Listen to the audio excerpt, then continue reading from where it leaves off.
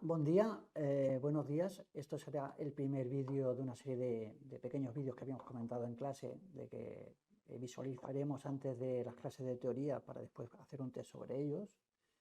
Este corresponde al primer tema, que trata de la asignatura de diseño térmico o diseño térmico. Este primer tema es un tema introductorio donde vamos a ver los principios de transferencia de calor, los mecanismos de transmisión de calor. Existen tres, como lo vamos a ver: conducción, convección y radiación, y los aplicaremos sobre todo a modelos de tipo unidimensional en estacionario, ¿vale? Después veremos el tema 2, que será ya ver en profundidad el tema de conducción; en el tema 3 el tema de convección; y el tema 4 el tema de radiación. A partir de allí ya trabajaremos con otros temas relacionados con la transmisión de calor, que sería la transmisión de energía a través de transferencia de masa, que sería el tema psicometría; después teoría del confort, y después ya entraríamos en tema de intercambiadores de calor, y finalizaremos el curso con el tema que habíamos comentado de equipos de refrigeración en el mundo de la automoción.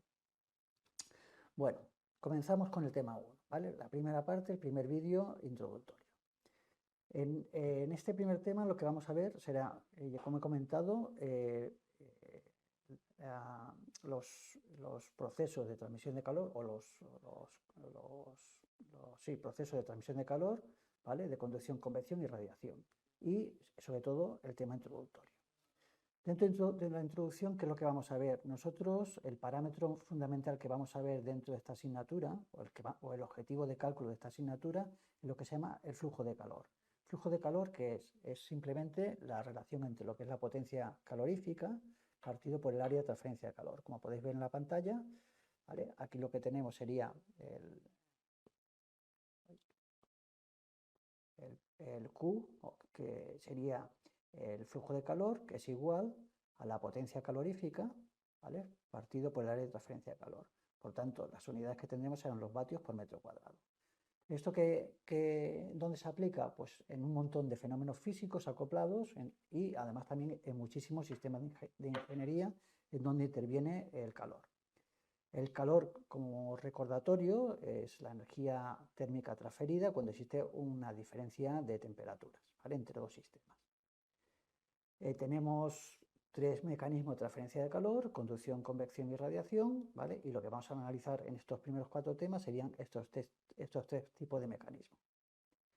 En ingenierías, ¿vale? Sobre todo en lo que sería ingeniería eléctrica, mecánica, en la ingeniería electrónica y química, tenemos tres problemas fundamentales en donde es necesario encontrar este parámetro que se llama el flujo de calor. Sobre todo en el tema de selección de aislantes, en el tema de sistemas de evacuación de calor, pensar en la electrónica, por ejemplo, o en la eléctrica, en las baterías de los coches eléctricos, la necesidad de extraer el calor producido por las propias baterías en su funcionamiento, y que necesitamos de alguna manera evacuarlo. Todo esto, ¿cómo lo tenemos que calcular? A través del cálculo de este flujo de calor. Y después, por último, un elemento básico también, sobre todo en mecánica y en eléctrica y en química, que sería el diseño de los intercambiadores de calor. Como introducción, las maneras básicas que hemos visto, ya digo, son conducción. Esto será normalmente en los sólidos. Convección es la transferencia de calor normalmente entre dos fases, entre la fase sólida líquida, sólida gaseosa, ¿vale? Y después tengo la radiación, que muchos autores consideran que es realmente el mecanismo real de transferencia de calor, que sería a través de fotones o radiación electromagnética, y por tanto no te hace falta ninguna masa para su transferencia, ¿vale? Y este sería la radiación de calor. Bueno, vamos a empezar por la conducción, a ver un poquito qué mecanismos son. Tenemos tres mecanismos, que primeramente la conducción se produce por la interacción molecular. Aquí, como vemos en la transparencia, cuando tengo la temperatura, es un indicador de la energía cinética que tienen las partículas. Cuando mayor temperatura, mayor movimiento tienen, mayor velocidad tienen las partículas, y cuando tengo una zona de alta temperatura y baja temperatura, la zona de alta temperatura las partículas que están en la zona de alta temperatura tienen más velocidad, y por intercambio de cantidad de movimiento con choques con las partículas de la zona de baja temperatura que tienen menos energía cinética y por tanto menos velocidad, se va transmitiendo esta energía de la zona de alta a baja temperatura. Esto se da en todos los sólidos, ¿vale? Y en las zonas que ya hablaremos de ellas, que se llama la capa límite, entre lo que serían sólidos líquidos y sólidos gases. Después tengo la transferencia de electrones libres. Esto es un fenómeno que se da solamente en los metales y tiene el mismo comportamiento que la transferencia de energía eléctrica en un metal, en donde los electrones libres de las últimas capas de los orbitales de los átomos, ¿vale?, transfieren, se encuentran cuando hay alta temperatura a más velocidad que cuando existe cuando tiene una parte de menos temperatura, una zona de menos temperatura, y a través de su movimiento transmiten la energía térmica. Después, por último, tengo en los cristales, en los sólidos cristalinos, el mecanismo de transferencia de calor por conducción se da por vibración en redes de cristales. Entonces tengo una zona caliente, vibra el átomo dentro de la red cristalina o la molécula dentro de la red cristalina y se va transmitiendo a través de la propia red. ¿Qué rige este fenómeno? Este fenómeno lo rige una ley que ya nació en el siglo XIX porque fue propuesta por Fourier, ¿vale? Es si es una sustancia homogénea, primero, es una ley totalmente fenomenológica. ¿Eso qué significa? Que es de tipo experimental, no es una ley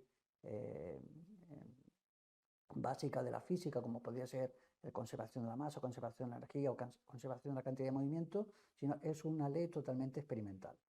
Esta ley que me establece que en una sustancia que es homogénea, que el flujo de calor es igual al gradiente de temperaturas. Bueno, es proporcional al gradiente de temperaturas. Este gradiente de temperaturas yo siempre lo veré como el diferencial de T respecto al diferencial de X, la variación de la temperatura respecto a la coordenada X, que es la coordenada donde se transfiere el flujo de calor. La Q sería el flujo de calor, ¿vale? La T la temperatura, X la dirección del flujo de temperatura, la coordenada X en la dirección del flujo de calor, y las unidades que tendría sería vatio por metro cuadrado. Si yo introduzco una constante de proporcionalidad a esta relación, ¿vale?, esta constante de proporcionalidad da la casualidad que es una propiedad térmica de los materiales. Cualquier material tiene una propiedad que se llama conductividad térmica y que corresponde precisamente al factor de proporcionalidad de esta ley de tipo experimental. Esta conductividad térmica tiene como unidades los vatios metro Kelvin y solamente depende de la temperatura, ¿vale? Solamente en función de la temperatura. Cuando yo estoy trabajando con un modelo unidimensional y en estacionario, que muchas veces es suficiente para afrontarnos con determinados problemas de la ingeniería, ¿vale?, yo puedo utilizar lo que sean modelos unidimensionales de resistencias térmicas. Entonces vamos a aplicarlo en coordenadas cartesianas con la conducción. Entonces yo voy a representar aquí tengo representado lo que sería una pared, ¿vale?, un sólido. En esta pared de aquí tengo la temperatura T1, este sólido tiene espesor L, esta pared exterior tiene una temperatura T2 y va a pasar un flujo de calor entre T1 y T2 porque las dos temperaturas son diferentes y además se cumple que la temperatura T1 es mayor que la temperatura T2. Como no voy a considerar que haya generación interna en el sólido de calor, ¿vale?, no va a haber fenómenos de tipo electromagnético, ni reacciones químicas ni nucleares, considere que la potencia calorífica, si solamente los vatios que salen de la pared 1 llegan a la pared 2, ¿vale? La potencia calorífica será constante. Si yo aplico la ley de Fourier y sustituyo, ¿vale?, me quedaría la expresión que tengo aquí arriba. Si hago una separación de variables e integro, me queda esta expresión de aquí. Esta expresión de aquí abajo.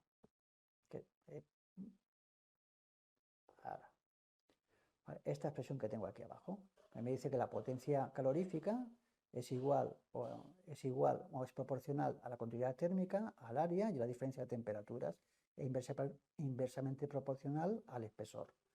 Si lo coloco de una cierta manera, se parece mucho a la ley de Ohm, donde la temperatura T1 y T2, ¿vale?, es semejante a la diferencia de potencial, la potencia calorífica es semejante a la intensidad y el denominador semejante a una resistencia térmica. Por tanto, el espesor partido por la conductividad por el área es lo que se denomina resistencia térmica de conducción en el modelo unidimensional de transferencia de calor por conducción.